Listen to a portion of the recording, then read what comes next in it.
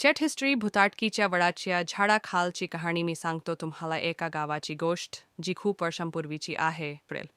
एका अशी स्त्री जिला आयुष्यात खूप कसोसाक सोसासोम लागलम आणि ज्याच्या आत्मा चुकून लिहिलम गेलम होतम.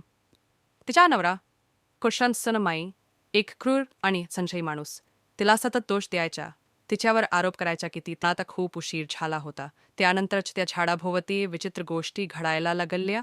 गुरम हरवायची, झाडाजवळची पिकम सुकायची आणि गावकरी काली राघव नावाचा प्रवासी त्या गावात आला. राघव हा शहरातला माणूस. त्याला या अशा अंधश्रद्धांवर विश्वास नव्हता.